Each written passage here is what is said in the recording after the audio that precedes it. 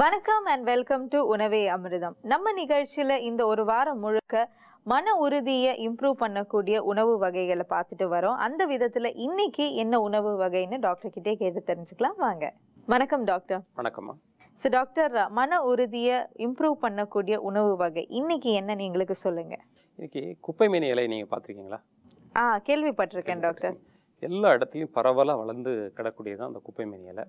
இந்த குப்பைமேனி இலை அப்படிங்கிறது மன உறுதியை மேம்படுத்துறதா இலக்கியங்கள்லேருந்து சித்தர்கள் நூல்கள்லேருந்து நிறைய இடத்துல பெருமையாக சொல்கிறாங்க. ஓகே. அதை நம்ம இன்னைக்கு ஒரு எண்ணெய் வடிவில் நாம் அறிமுகப்படுத்த போகிறோம். இந்த குப்பைமேனி இலை சாறு நல்லெண்ணெய் சம அளவு கலந்து அது கூட கொஞ்சம் சீரகம் போட்டு காய்ச்சி எடுத்துக்க போகிறோம். இதுக்கு பேர் குப்பைமேனி எண்ணெய்னு பேர். இது வெளியில் தேய்ச்சி குளிக்கிறதுக்கும் உள்ளுக்கு குடிக்கிறதுக்கும் உதவியாக இருக்கும். இது ஒரு 10 சொட்டுல இருந்து ஒரு தேக்கரண்டி அளவு வரைக்கும் உள்ளுக்கு குடிக்கலாம். வாரத்துக்கு ஒரு முறை இந்த எண்ணெயவே உச்சியிலேருந்து பாதம் வரைக்கும் தேய்ச்சி குளிக்கிறது. இது ரெண்டையும் செய்கிறது மூலமாக மன உறுதி மேம்படும். Okay doctor. ஸோ இப்போ இந்த எண்ணெய் தேய்ச்சி குளிக்கிறது ஓகே, பட் அந்த எண்ணெயை குடிக்கலான்னு சொல்கிறீங்களே டாக்டர். ஸோ நல்லெண்ணெய் குடித்தாலே நம்மளுக்கு ஸ்டமக் கிளியர் ஆகிடும் அப்படின்னு சொல்லுவாங்க. ஸோ இந்த எண்ணெய் குடிக்கிறதுனாலே நம்மளுக்கு ஸ்டமக் கிளியரன்ஸ் அந்த மாதிரி இல்லை லூஸ் மோஷன் அந்த மாதிரி ஏதாச்சும் வருமா? இல்லை, அந்த மாதிரி எதுவும் வருதில்லை. பொதுவாக இந்த குப்பைமேனி சாருக்கு மலம் இழைக்கக்கூடிய தன்மை உண்டு. ஓகே. மலக்கட்டு இருந்தது அப்படின்னாச்சுன்னா கொஞ்சம் இலகுவாக மோஷன் வெளியில் போகிறதுக்கு வழிவகை செய்யுமே தவிர மற்றபடி வேற ஒன்றும் பிரச்சனையை ஏற்படுத்தாது. ஸோ இந்த எண்ணெய் தேய்ச்சி குடிக்கிறதுனாலையும் வேற என்ன சிறப்புகள் நடக்குது டாக்டர் உடல்ல? இது இந்த குடல்ல சுத்தப்படுத்துது. ஓகே. இந்த குடல் பகுதியை நம்ம பாதுகாப்பாக வைக்கிறது பல விதத்தில் நன்மை உண்டாக்கும். இந்த குடலை சுத்தப்படுத்துறது அப்படிங்கிறது மாத்திரம் இல்லாமல் குடலில் இருக்கக்கூடிய நன்மை செய்யக்கூடிய சில பாக்டீரியாக்கள் இருக்குது. இந்த நன்மை செய்யக்கூடிய பாக்டீரியாக்கள்லேருந்து கிடைக்கக்கூடிய நன்மை என்ன அப்படின்னா உடலினுடைய எதிர்ப்பாற்றல் பலப்படும், நினைவாற்றல் மேம்படும், மன உறுதி அதுக்கு பின்னாடி கிடைக்கும். இந்த எதிர்ப்பாற்றல் உடம்புடைய ஞாபக சக்தி கூடுறது, அதுக்கப்புறம் மூளையினுடைய பலம் கூடுறது, இது எல்லாம் ஒன்றுக்கு ஒன்று தொடர்புடையது. ஓகே. இது எல்லாத்துக்கும் அடிப்படையான ஒரு முக்கியமான பகுதி அப்படிங்கிறது குடலின் பலத்துல இருந்து கிடைக்குது. ஓகே. இந்த குடல்ல தேவையில்லாத பொருட்கள் உள்ள போகும்போது பார்த்தீங்கன்னா ஒரு எரிச்சல், கோபம்லாம் வரும். நமக்கே தெரியும், வேண்டாத பொருளை ஏதாவது சாப்பிட்டோம் அப்படின்னாச்சுன்னா அன்னைக்கு முழுசும் ஒரு பதட்டத்திலே இருப்போம். காரணமே இருக்காது, ஒரு மன அழுத்தத்திலே இருப்போம். அதுக்கு காரணம் என்ன அப்படின்னாச்சுன்னா அடிப்படையில் நாம் சாப்பிட்ட உணவில் இருக்கக்கூடிய நச்சுத்தன்மை அல்லது உடம்புக்கு ஒத்துக்காத உணவுகள் அந்த குடல் பகுதிக்கு வரும்போது ஒரு காரணம் இல்லாத, ஒரு இனம் புரியாத ஒரு எரிச்சலும் பதற்றமும் வரும். அது ஒரு பக்கம் இருந்தாலும் உடம்பு முழுவதும் இருக்கக்கூடிய நச்சுத்தன்மைகளை வெளிப்படுத்துறதுக்கு இந்த குப்பைமேனி உதவியாக இருக்கும். இந்த ஃப்ரீ ரேடிக்கல் ஸ்கேவெஞ்சிங் எஃபெக்ட்னு பேர். இயல்பான வளர்சிதை மாற்றத்தின் மூலமாக சேரக்கூடிய நச்சுத்தன்மைகள் ஃப்ரீ ரேடிக்கல்ஸ்னு, அந்த முற்றுப்பெறாத அயனிகள்னு சொல்லுவாங்க. அந்த ஃப்ரீ ரேடிக்கல்ஸ் உடம்புல தங்கி இருக்க உடம்புடைய செயல்பாடுகளில் கொஞ்சம் தளர்ச்சி ஏற்படும், மன உறுதி குலையும். நாள்பட அந்த ஃப்ரீ ரேடிக்கல்ஸ் உடம்புல தங்கிக்கிட்டே இருக்குது அப்படின்னாச்சுன்னா மன ஓட்டத்தை தடுப்பிடும். ரொம்ப நாள்பட இந்த உடம்புல அந்த ஃப்ரீ ரேடிக்கல்ஸ் தங்கி இருக்கிறது இந்த அல்சைமர்ஸ் டிசீஸ்லாம் வர்றதுக்கான காரணமாக இருக்குது அப்படிங்கிறது பல ஆய்வுகள் நமக்கு சொல்லுது. அதனால அன்னைக்கு உருவாகக்கூடிய அந்த நச்சு கழிவுகள், வளர்சிதை மாற்றத்தின் மூலமாக வரக்கூடிய நச்சு கழிவுகளை வெளிப்படுத்துறதுக்கு குப்பைமேனி சிறந்த ஒரு உதவி பண்ணுது. Okay doctor. உடம்புல வாதம், பித்தம், கபம், அந்த வலி, அழல், ஐயம்னு 3 விதமான ஆற்றல்கள் இருக்கிறதா சித்தர்கள் சொல்றாங்க. கண்டிப்பா. இந்த 3 இயல்பு நிலையில இயங்குறது தான் உடம்பும் மனமும் இயல்பா செயல்படுறதுக்கு உதவியா இருக்கும். இது ஒன்று கூடிச்சு ஒன்று குறைஞ்சது அப்படின்னாச்சுன்னா மனப்பதற்றம் வந்துடும். இது இயல்பா இயற்கிறதுக்கு இந்த எண்ணெய் உதவியா இருக்கும். Super doctor. பல நன்மைகள் இதுல இருக்கிறதுனால மன உறுதிக்கு மிகச்சிறந்த ஒரு எண்ணெய். ஸோ ஒரு கோர் மெடிசன்னு கூட சொல்லலாம்ல டாக்டர்? நிச்சயமா. ஸோ இந்த குப்பைமேனி எண்ணெயை எப்படி செய்யறதுன்னு நான் மக்களுக்கு காமிச்சிட்டு வந்துடுறேன். செஞ்சுட்டு. ஸோ நேர்களே, மன உறுதியை கொடுக்கக்கூடிய இந்த குப்பைமேனி எண்ணெயை எப்படி செய்யலான்னு பார்க்கலாம் வாங்க. குப்பைமேனி எண்ணெய் செய்ய தேவையான பொருட்கள்: நல்லெண்ணெய், விளக்கெண்ணெய், மிளகுத்தூள், குப்பைமேனி பொடி. ஸோ குப்பைமேனி எண்ணெய் செய்ய தேவையான பொருட்கள்லாம் என்னன்னு நீங்கள் பார்த்தீங்க. ஸோ அடுத்ததாக இது எப்படி செய்யலான்னு பார்க்கலாம். ஸோ ஃபர்ஸ்ட் ஒரு பேன் எடுத்துக்கோங்க. ஸோ பேன் நல்லா ஹீட் ஆகிடட்டும். ஸோ பேன் நல்லா ஹீட் ஆகிடுச்சு. அடுத்ததாக விளக்கெண்ணெயும் கொஞ்சம் நல்லெண்ணெயும் சேர்த்துக்கலாம். ஸோ இது ரெண்டும் நம்ம மிக்ஸ் பண்ணியாச்சு. ஸோ இந்த எண்ணெயோட நம்ம கொஞ்சம் மிளகுத்தூள், அப்புறம் குப்பைமேனி பொடி,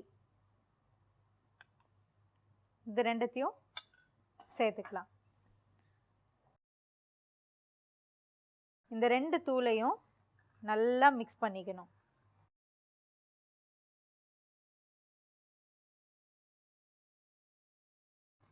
இந்த எண்ணெயை நல்லா இந்த பொடியோட சேர்ந்து நல்லா கொதிக்க விடுங்க. எந்த அளவுக்கு கொதிக்குதோ அந்த அளவுக்கு வந்து இந்த மிளகு தூளுதும் இந்த குப்பைமேனி பொடியோட எசன்ஸ் நல்லா இந்த எண்ணெயோட சேரும். ஸோ எண்ணெய் நல்லா கொதிச்சாச்சு. ஸோ இது கொதிக்குது, இந்த எண்ணெய் ரெடி ஆயிடுச்சு அப்படின்ற விஷயம் நம்ம எப்படி புரிஞ்சுக்கலாம்னா, இதில் போட்டிருக்க அந்த பொடி எல்லாமே வந்து எண்ணெய்க்கு கீழே போய் செட்டில் ஆகிடும். ஸோ மன உறுதி தரக்கூடிய குப்பைமேனி எண்ணெய் இங்கே ரெடி ஆயிடுச்சு. ஸோ இந்த எண்ணெயை வந்து சூடு ஆறுற வரைக்கும் அப்படியே விட்டுருங்க. ஸோ தட் அந்த ஆட் பண்ண அந்த பொடி எல்லாமே வந்து கீழே செட்டில் ஆகிடும். செட்டில் ஆனதுக்கப்புறம் வடிகட்டி நீங்கள் யூஸ் பண்ணலாம். குப்பைமேனி எண்ணெய் இங்கே ரெடி ஆயிடுச்சு. அடுத்ததாக நம்ம டாக்டர் கிட்ட கேட்கறதுக்காக 2 கேள்விகள் எடுத்து வச்சுருக்கோம். அவர்கிட்டே கேட்டு தெரிஞ்சுக்கலாம் வாங்க. ஓகே வியூவர்ஸ், ஸோ குப்பைமேனி எண்ணெயை எப்படி செய்கிறதுன்னு பார்த்தீங்க. அடுத்ததான் நம்ம நேயர்கள் கிட்ட இருந்து கடிதங்கள் வந்திருக்கு. அதுலேருந்து 2 கேள்விகள் எடுத்து வச்சுருக்கேன். ஸோ டாக்டர் கிட்டே கேட்டு தெரிஞ்சுக்கலாம். டாக்டர் சித்தார்த் நெய்வேலியிலேருந்து எழுதியிருக்காங்க. அதாவது அவருக்கு வந்து இந்த கட்டை விரலுக்கு பக்கத்தில் இருக்க விரல் அடிக்கடி பிடிச்சிக்குதான், இழுத்துக்குதான். ஸோ அது எதனால் அண்ட் அதுக்கு ஏதாவது மருந்து இருக்கான்னு கேட்டு எழுதியிருக்காங்க டாக்டர். பொதுவாக உடலில் சில பகுதிகள் வந்து வீக்காக இருக்கும். உடம்புடைய ஊட்டச்சத்து குறைபாடுனால வந்து அந்தந்த பகுதிகள் இழுத்து போகிறது. சில சமயம் தூங்கிட்டு இருக்கும்போதே வந்து கால் இழுக்க ஆரம்பிச்சிடும். அதனால முழிப்பு கூட வர்றது மாதிரியான ஒரு சூழ்நிலை. அல்லது வேகமாக நடந்து போயிட்டு இருக்கும்போது முக்கியமான வேலைகள் செய்யும்போது அந்த விரல் வந்து இழுத்து பிடிக்கிற மாதிரியான ஒரு சூழ்நிலை வரும். இது மசில் கிராம்ப்ஸ்ன்னு சொல்லுவாங்க.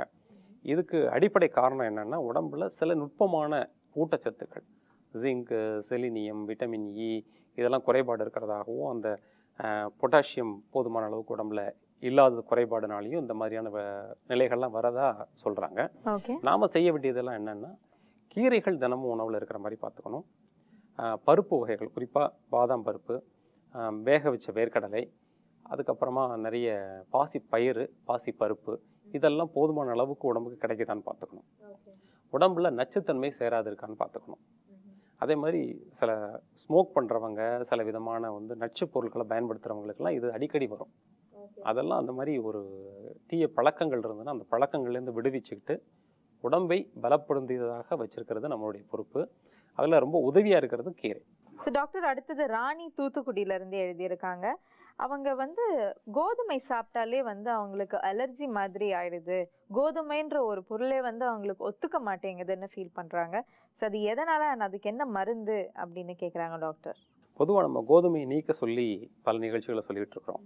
இன்றைய காலகட்டத்தில் பார்த்திங்கன்னா கோதுமை ரொம்ப அதிகமாக கிடைக்கிற மாதிரியும் அது ஒரு சிறந்த பொருள் மாதிரியும் காட்டப்படுது. நம்ம உடம்பை பலமோடு வச்சுருக்கணும், எந்த விதமான பிரச்சனைகளும் இல்லாமல் இருக்கணும் அப்படின்னாச்சுன்னா அந்த கோதுமையை தவிர்க்கிறது தான் வழி.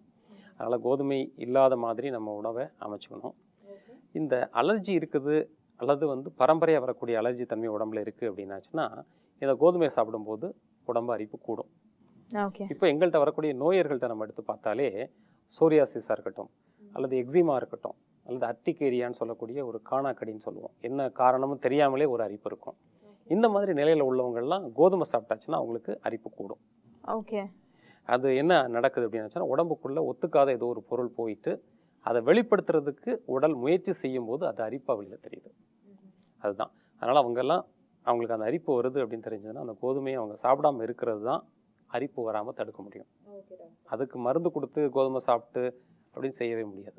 ஓகே டாக்டர், ஸோ நல்ல ஒரு டிப்போட இந்த நிகழ்ச்சியோட முடிவுக்கு நம்ம வந்துட்டோம். Thank you so much doctor. நாளைக்கு நம்ம தொடர்ந்து பேசலாம். நன்றி.